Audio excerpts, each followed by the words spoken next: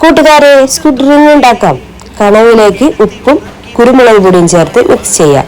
2 മുട്ട നന്നായി ബീറ്റ് ചെയ്യാം. 1 കപ്പ് ഐസ് വാട്ടർ ഒഴിച്ച് അതിലോട്ട് കുറേശ്ശെ വെള്ളം ചേർത്ത് നന്നായി അടിച്ചെടുക്കാം. ഇതിലോട്ട് നമ്മൾ നേരത്തെ മിക്സ് ചെയ്ത് വെച്ചിരിക്കുന്ന കണവ ചേർത്ത് കൊടുത്ത് നന്നായി മിക്സ് ചെയ്ത് വെക്കാം.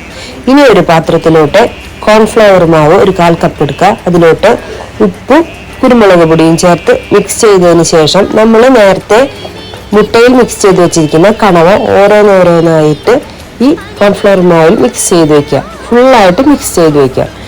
ഇനി വീണ്ടും കോൺഫ്ലവർ മാവും മൈദയും ഉപ്പും കുരുമുളക് പൊടിയും ഒരു പാത്രത്തിലോട്ട് അടയ്ക്കണ പാത്രത്തിലോട്ട് ഇട്ട് കൊടുത്ത് ഈ നേരത്തെ മിക്സ് ചെയ്ത് വെച്ചിരിക്കുന്ന കണവ ഇതിലോട്ട് ചേർത്ത് കൊടുക്കുക. ഇനി ഈ അടച്ചിട്ട് നന്നായി കുലുക്കി കൊടുക്കുക. ഇനി ഒരു ഫ്രൈ പാനിൽ എണ്ണ ഒഴിച്ച് ഓരോന്നായി ഇട്ട് കൊടുത്ത് ഫ്രൈ ചെയ്തെടുക്കാം. അടിപൊളി ക്രിസ്പി കണവ ഫ്രൈ തയ്യാറായിട്ടുണ്ട്.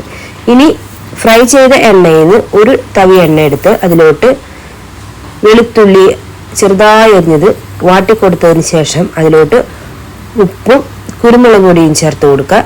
എന്നിട്ട് നേരത്തെ ഫ്രൈ ചെയ്ത് വെച്ചിരിക്കുന്ന കണവയും കൂടി ആഡ് ചെയ്താൽ നമ്മുടെ കളമാരി ഫ്രൈ തയ്യാർ. അടിപൊളി ടേസ്റ്റാണ്. ട്രൈ ചെയ്ത് നോക്കുക.